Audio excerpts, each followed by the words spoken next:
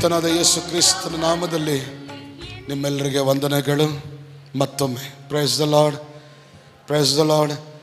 ಸಭೆಯ ಹಿರಿಯರಿಗೆ ವಂದನೆಗಳು ಸಲ್ಲಿಸ್ತಾ ಇದ್ದೀನಿ.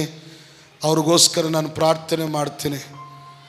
ಸಭೆ ಸೇವಕರಾಗಿರುವ ಬ್ರದರ್ ಸಿಸ್ಟರ್ ಅವರ ಕುಟುಂಬಕ್ಕೂ ನಾನು ವಂದನೆಗಳು ಮತ್ತು ಮ್ಯೂಸಿಕ್ ಟೀಮ್, ವರ್ಷಿಪ್ ಟೀಮ್ ಅವರಿಗೆ ನನ್ನ ಪೂರ್ಣ ಹೃದಯ ವಂದನೆಗಳನ್ನು ತಿಳಿಸ್ತಾ ಇದ್ದೀನಿ.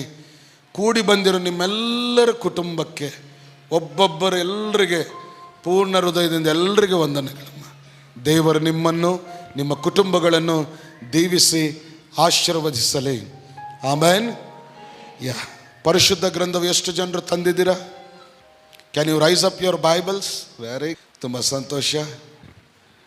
ಯೋಹಾನ ಬರೆದ ಸುವಾರ್ತೆ 12ನೇ ಅಧ್ಯಾಯ 1, 2, 3 ವಚನಗಳನ್ನು ಓದಿಕೊಳ್ಳೋಣ.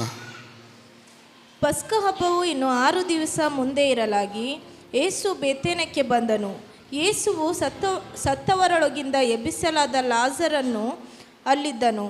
ಯೇಸುವಿಗೆ ಅಲ್ಲಿ ಔತಣ ಮಾಡಿಸಲು ಮಾರ್ತಳು ನೇರವಾಗಿದ್ದಳು.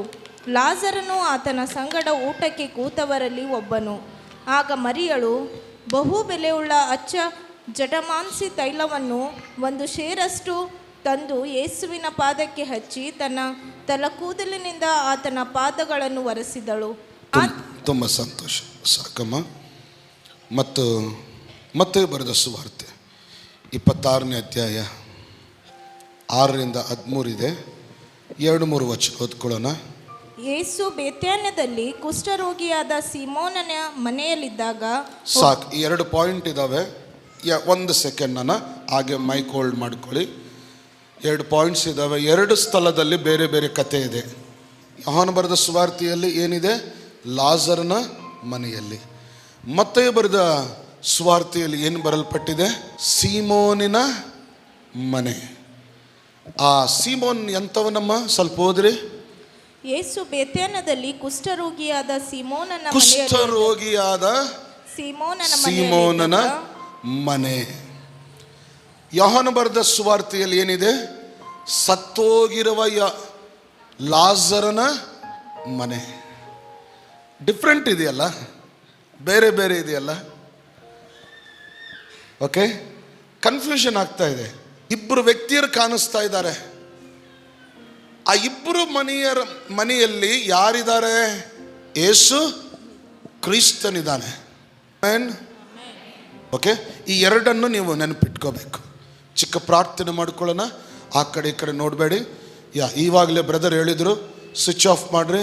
ಯಾರಾದ್ರು ಅರ್ಜೆಂಟ್ ಕಾಲ್ ಇದ್ರು ಆಫ್ಟರ್ವರ್ಡ್ಸ್. ಓಕೆ, ಎಲ್ಲರೂ ನೆಮ್ಮದಿಯಾಗಿ ಕೂತ್ಕೊಳ್ಳಿ, ಕಣ್ಣು ಮುಚ್ಕೊಳ್ಳಿ, ನನ್ನ ಜೊತೆಗೆ ಏಕೀಭವಿಸಿ. ಓಕೆ. ಪರಲೋಕದಲ್ಲಿರುವ ತಂದೆ ಸ್ತೋತ್ರ. ಓದಿರುವ ಈ ವಾಕ್ಯವನ್ನು ನೀನು ದೀವಿಸಿ ಆಶೀರ್ವದಿಸು. ತಕ್ಕ ಜ್ಞಾನವು ನಮಗೆ ಅನುಗ್ರಹಿಸು. ಮಾತಾಡುವ ದೇವರು ನೀನೇ. ನಮ್ಮನ್ನು ನಾವು ತಗ್ಗಿಸಿಕೊಂಡು ನಿನ್ನ ಕೈಗೊಪ್ಪಿಸಿಕೊಳ್ತಾ ಇದ್ದೇವೆ. ದೇವರ ಈ ವಾಕ್ಯವನ್ನು ಕೇಳುವಾಗ ಸಾತಾನನು ಬಂದು ಅದು ಕದ್ದುಕೊಂಡು ಹೋಗದಂತೆ ನಮ್ಮನ್ನು ಜಾಗೃತಿಯಿಂದ ನಿಲ್ಲಿಸು.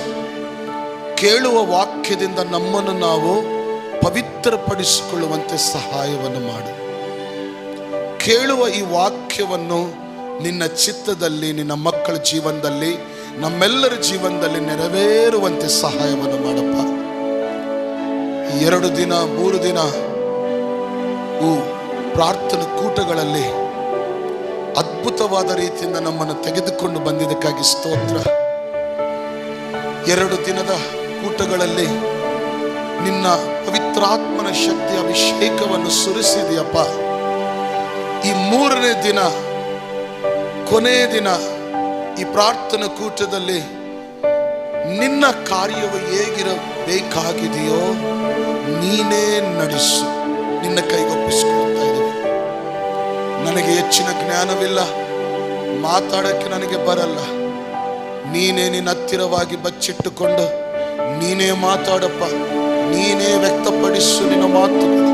ನಮ್ಮೆಲ್ಲರನ್ನು ತೃಪ್ತಿಪಡಿಸಿ ನಿನ್ನ ನಾಮಕ್ಕೆ ಮಹಿಮೆ ಹೊಂದಬೇಕೆಂಬುದಾಗಿ ಕೇಳುವ ವಾಕ್ಯಗಳು ಪ್ರತಿಯೊಬ್ಬರ ಹೃದಯದಲ್ಲಿ ನೇರವಾಗಿ ಸೇರುವಂತೆ ನಜರೇತನಾದ ಯೇಸು ಕ್ರಿಸ್ತನ ನಾಮದಿಂದ ಪ್ರಾರ್ಥಿಸಿ ಬೇಡಿ ಹೊಂದುತ್ತಾ ಇದ್ದೇವೆ ತಂದೆಯೇ. ಆಮೇನ್, ಆಮೇನ್. ಏನು ಸೌಂಡ್ ಸಾಕಾಗಿಲ್ಲಮ್ಮ. ಆಮೇನ್. ನಾವು ಮಾಡಿದ ಪ್ರಾರ್ಥನೆ ನೆರವೇರಲಿ ಅಂತ ಅರ್ಥ. ಆಮೇನ್. ನೀವು ಅನ್ಲಿಲ್ಲ ಅಂತ ತಿಳ್ಕೊಳ್ಳಿ, ನೆರವೇರಲ್ಲ. ನಾನು ಅಂತೀನಿ, ನನಗೆ ನೆರವೇರುತ್ತೆ. ದೇವರ ನಮಗೆ ಸ್ತೋತ್ರವಾಗಲಿ. ಆಮೇನ್. ಇನ್ನೂ ಹೆಚ್ಚಾಗಿ ನೀನೇ ಬೇಕೇ ಅಂತ ಹಾಡು ಬರುತ್ತಾ? ಬರುತ್ತಮ್ಮ? ನನ್ನ ಜೊತೆಗೆ ಆಡ್ತೀರಾ? ನನ್ನ ಗಂಟಲು ಆಲ್ಮೋಸ್ಟ್ಲಿ ಇದಿದೆ. ನನಗೆ ಸಹಕಾರಿಗಳಾಗಿ ನೀವು ಹಾಡಬೇಕು. ಓಕೆ?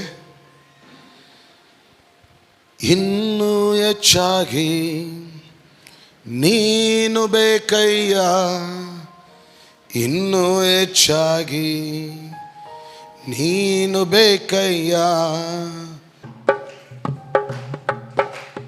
ಜೀವದ ವಾಕ್ಯವು ನಿನ್ನಲ್ಲುಂಟು ದೇವಾ, ನಿನ್ನನ್ನು ಬಿಟ್ಟು ನಾ ಎಲ್ಲಿಗೆ ಹೋಗಲಿ.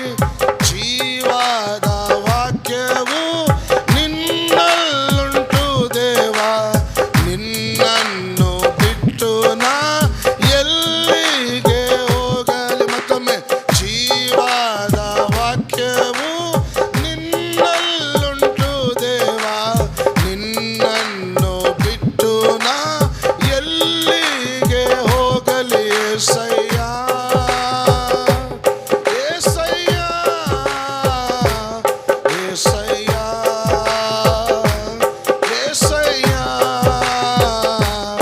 ಏಸಯ್ಯ, ಹಲ್ಲೆಲೂಯಾ. ಏಸಯ್ಯ, ಏಸಯ್ಯ, ಏಸಯ್ಯ.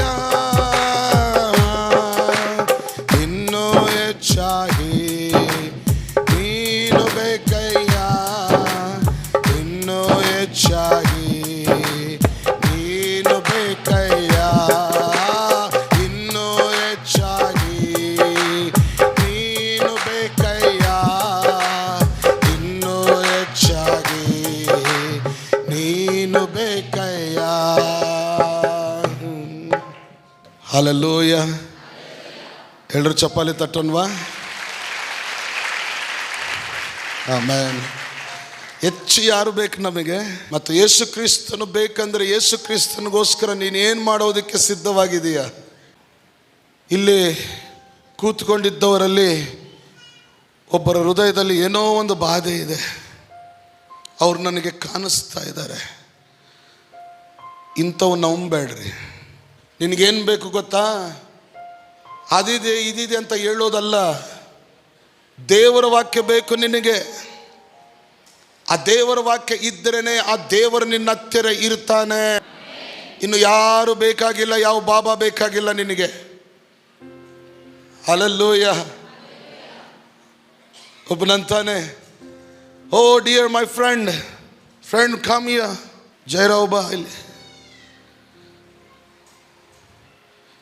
Oh my young brother, in next 2 months you're going to America. 2 ತಿಂಗಳಲ್ಲಿ ನೀನು ಈ ವರ್ಷದ ಅಂತ್ಯದಲ್ಲಿ ನೀನು ಅಮೆರಿಕಾಗೆ ಹೋಗ್ತೀಯಾ ಅಂತಾನೆ. ಅವನು ಯಾರು? ಅವನು ದೇವರಲ್ಲಿದ್ದಾನ? ದೇವರಿಗೆ ವಿರುದ್ಧವಾಗಿದ್ದಾನೆ. ಇದೇನು ಬೇಕಾಗಿಲ್ಲ. ದೇವರು ಡೈರೆಕ್ಟ್ ಮೆಸೇಜ್ ಕೊಟ್ಟಿದ್ದಾನೆ, ಇವನು ಅಮೆರಿಕನ್ ತೆಗೆದುಕೊಂಡು ಹೋಗೋದು. ಈಗ ಅಮೆರಿಕಾಗೆ ಹೋಗಿ ಏನು ಮಾಡ್ತಾನೋ ಗೊತ್ತಿಲ್ಲ. ಅಮೆರಿಕಾಗೆ ಹೋಗಿ ಸಾಫ್ಟ್ವೇರ್ ಆಗ್ತಾನೋ ಗೊತ್ತಿಲ್ಲ, ಡಿಮಾರ್ಟಲ್ಲಿ ಕೆಲಸ ಮಾಡ್ತಾನೋ ಗೊತ್ತಿಲ್ಲ, ಸಾಫ್ ಸಫಾಯಿ ಮಾಡ್ತಾನೋ ಗೊತ್ತಿಲ್ಲ. You going to America. ಎಲ್ಲಿ ಅಮೆರಿಕಾ? ಚೆನ್ನಾಗಿ ಹೋದ್ರು, ಒಳ್ಳೆ ಡಿಗ್ರಿ ಫೈನಲ್ ಇಯರ್ ಮಾಡು, ಕಂಪ್ನಿಗಳು ಬಂದು ನಿನ್ನನ್ನು ಅಮೆರಿಕ ತೆಗೆದುಕೊಂಡು ಹೋಗ್ತವೆ. ಹೇಳ್ರಿ ಆಮೇನ್. ಅದು ದೇವರ ನಿಜವಾದ ನೆರವೇರಿಕೆ. ನಿನಗೆ ಮೋಸಕರವಾದ ಮಾತು ಹೇಳಿ ನಿನ್ನನ್ನು ಭ್ರಮೆ ಪಡಿಸಿ ದೇವರ ವಾಕ್ಯಕ್ಕೆ ವಿರುದ್ಧವಾಗಿ ನಿನ್ನನ್ನು ನಿಲ್ಲಿಸಿ ಮತ್ತು ತಿರುಗಿ ನಿನ್ನನ್ನು ಕೆಳಗೆ ಬೀಳಿಸೋ ಕಾರ್ಯಕ್ರಮ ಬೇಡ ನಮಗೆ. Okay, thank you. ಪಾಪ ಒಬ್ಬ ಹುಡುಗ ಆಸೆಯಿಂದ ನೋಡ್ತಾ ಇದ್ದ ಅಮೆರಿಕಾಗೆ ಹೋಗಬೇಕು ಅಂತ. ಯಾಕೆಂದರೆ ಇವನು ಹೇಳಿಬಿಟ್ಟಿದ್ದಾನಲ್ಲ, ಬಾಂಬೆಯಿಂದ ಬಂದಿದ್ರು ಒಬ್ಬ ಪಾಸ್ಟ್ರು, ನೀನು ಅಮೆರಿಕಾಗೆ ಹೋಗ್ತೀಯಾ? ಓ ಐ ಆಮ್ ಫೀಲಿಂಗ್ ಯು ಇದೆ. ನಾವು ದೆವ್ವಗಳನ್ನು ಬಿಡಿಸ್ತೀವಿ, ಮಾಂತ್ರಿಕ ವಿರುದ್ಧವಾಗಿ ಹೋರಾಟ ಮಾಡ್ತೀವಿ, ಪ್ರವಚನೆಗಳನ್ನು ಹೇಳ್ತೀವಿ. ಎಲ್ಲವೂ ವಾಕ್ಯದ ಪ್ರಕಾರವಾಗಿರಬೇಕು. ವಾಕ್ಯದ ಪ್ರಕಾರವಾಗಿ ಇಲ್ಲದೆ ನೀನು ಇಲ್ಲಿ ನಾಟಕ ಮಾಡಿದ್ರೆ, ನೀನು ದೈವ ಸೇವಕರಿದ್ದರೂ ನಿನ್ನನ್ನು ಬೆಂಕಿಯಿಂದ ಸುಟ್ಟು ಬಿಡ್ತಾನೆ ದೇವರು. ನಿನಗೆ ಭಯ ಇರಬೇಕು. ಪ್ರವಚನ ಹೇಳ್ತಾ ಇದ್ದರೆ ನಿನಗೆ ಗೋಲ್ಡ್ ಬರುತ್ತೆ, ನಿನಗೆ ಮಂಚ ಬರುತ್ತೆ. 3 ತಿಂಗಳಲ್ಲಿ ಅಮೆರಿಕಾಗೆ ಹೋಗ್ತೀಯ ನೀನು, 4 ತಿಂಗಳಿಗೆ ನಿನ್ನ ಜೀವನದಲ್ಲಿ ಸಾಲ ಎಲ್ಲ ತೀರೋಗುತ್ತೆ, 5ನೇ ತಿಂಗಳಲ್ಲಿ ನಿನಗೆ ದುಡ್ಡು ಬರುತ್ತೆ. ಎಲ್ಲಿಂದ ಬರುತ್ತೆ ದುಡ್ಡು? ದೇವರು ಸೂಟ್ ಕೇಸ್ ತಂದು ಕೊಡ್ತಾನೆ ನಿನಗೆ? ದೇವರು ಒಂದು ಮಾತಂದ, ಕಷ್ಟಪಡಿ ಕೆಲಸ ಮಾಡು, ಉದ್ಯೋಗ ಮಾಡು ಚೆನ್ನಾಗಿ, ನಿನ್ನ ಸಂಬಳ ಎಷ್ಟಿದೆ, ಆವಾಗ ಆ ಸಂಬಳದಲ್ಲಿ ನಿನ್ನ ಜೀವನ ಫಲಿಸುವಾಗಿ ದೇವರು ಅಭಿವೃದ್ಧಿ ಮಾಡ್ತಾನೆ. ಇದು ಒರಿಜಿನಲಿಟಿ. ಅರ್ಥ ಆಯ್ತಮ್ಮ? ಎಲ್ಲ ಸ್ವಾರ್ಥಿಗಳೇ, ಸೇವಕರು ಸಹ ಸ್ವಾರ್ಥಿಗಳೇ, ಸಭೆಯಲ್ಲಿದ್ದವರೆಲ್ಲರೂ ಸ್ವಾರ್ಥಿಗಳೇ. ಸೇವಕರು ನನಗೇನು ಬರುತ್ತಂತ ಅವನ ಟೆನ್ಷನು, ಸಭೆಯಲ್ಲಿದ್ದವರು ಸೇವಕರಿಂದ ನಮಗೇನು ಬರುತ್ತಂತ ನಿಮ್ಮ ಟೆನ್ಷನು. ಯಾರಾದರೂ ಯೇಸು ಕ್ರಿಸ್ತನ ಬಗ್ಗೆ ಯೋಚನೆ ಮಾಡ್ತಾ ಇದ್ದೀವ? ಆತನ ಸೇವೆ ಬಗ್ಗೆ ಯೋಚನೆ ಮಾಡ್ತಾ ಇದ್ದೀವ? ಆತನ ಆಲಯ ಬಗ್ಗೆ ಯೋಚನೆ ಮಾಡ್ತಾ ಇದ್ದೀವ? ನಾವು ನಮ್ಮ ಆಲಯ ಮುಖಾಂತರ ಇನ್ನೂ ಅನೇಕ ಆತ್ಮಗಳನ್ನು ನಾವು ಗೆಲ್ಲಬೇಕಂತ ಯೋಚನೆ ಮಾಡ್ತಾ ಇದ್ದೀವ? ನಾವು ನಮ್ಮ ಆಲಯ ಮುಖಾಂತರ ಬಡ ಜನರಿಗೆ ಸಹಾಯ ಮಾಡಬೇಕಂತ ಯೋಚನೆ ಮಾಡ್ತಾ ಇದ್ದೀವ? ನಮ್ಮ ಆಲಯ ಮುಖಾಂತರ ಎಷ್ಟೋ ಜನ ಅನಾಥ ಮಕ್ಕಳಿದ್ದಾರೆ, ಅವರಿಗೆ ನಾವು ಬಟ್ಟೆ ಕೊಡೋಣಂತ ಯೋಚನೆ ಮಾಡ್ತಾ ಇದ್ದೀರಾ?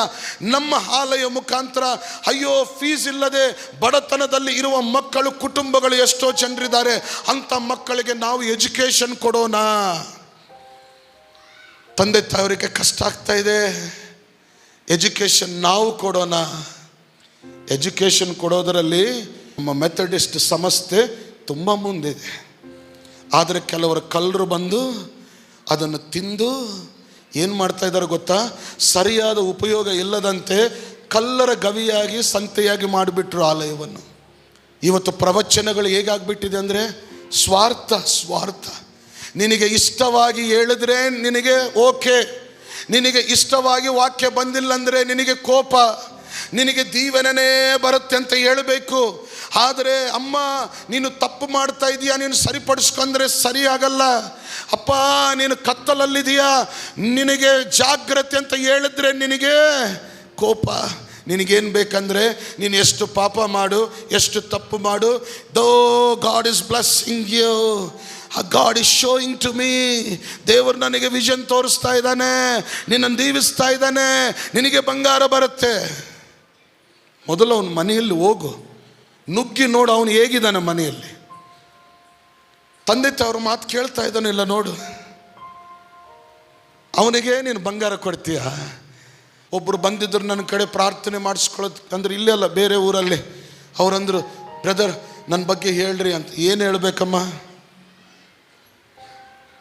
ಬೈಬಲ್ ಗ್ರಂಥದಲ್ಲಿ ನೀವು ನೋಡ್ರಿ, ಪ್ರವಾದಿಗಳು ಏನು ಪ್ರವಚನೆ ಮಾಡಿದ್ರು? ದಾವೀದನೇ ಜಾಗ್ರತೆ ಅಂತಂದರು. ದಾವೀದನಿಗೆ ಸಿಟ್ಟು ಬಂತು. ಯೆರೆಮೀಯನೇನಂದ? ಅರಸನೇ ನೀನು ಸಾಹಿತ್ಯ ಅಂತಂದ. ಮುಗಿತು, ಲೈಫೇ ಹೋಗ್ಬಿಟ್ಟಿದೆ. ಕೇಳಿದ್ರೆ ಚೆನ್ನಾಗಿರ್ತಿತ್ತು. ಯೋಹಾನನು ದೀಕ್ಷಾಸ್ನಾನ ಕೊಡು, ಯೋಹಾನನು ಅರಸನಿಗೆ ಧಮಕಿ ಕೊಟ್ಟಿದ್ದಾನೆ. ಯಾವ ದೇವರು ನಿನ್ನನ್ನು ಅರಸನಾಗಿ ಮಾಡಿದ್ರೆ ನೀನು ನಿನ್ನ ಮನೆಯಲ್ಲಿದ್ದವರ ಜೊತೆಗೆ ವ್ಯಭಿಚಾರ ಮಾಡ್ತೀಯ ನೀನು? ಜಾಗ್ರತೆ ಮಗನೇ ಅಂತ ಹೇಳಿದ್ರೆ ಏನು ಮಾಡಿದ್ರು? ತಲೆ ಕಡಿಸ್ಬಿಟ್ರು. ಪ್ರವಚನಗಳು ಹೇಗಿರಬೇಕಂದ್ರೆ ನಿನ್ನ ಜೀವನವನ್ನು ಸರಿಪಡಿಸಿಕೊಳ್ಳೋದಕ್ಕೆ ಪ್ರವಚನೆ ಬರಬೇಕು ಹೊರತು ನೀನು ಎಷ್ಟು ಇದ್ರೂ ಐ ಆಮ್ ಬ್ಲೆಸ್ಸಿಂಗ್ ಇದಲ್ಲ. ನಿನ್ನ ಜೀವನವು ಸರಿಪಡಿಸಿಕೊಂಡ್ರೆ ನೀನು ಕೇಳದೇ ಇದ್ರೂ ದೇವರ ಬ್ಲೆಸ್ಸಿಂಗ್ಸನ್ನು ನಿನಗೆ ಕೊಡ್ತಾನೆ.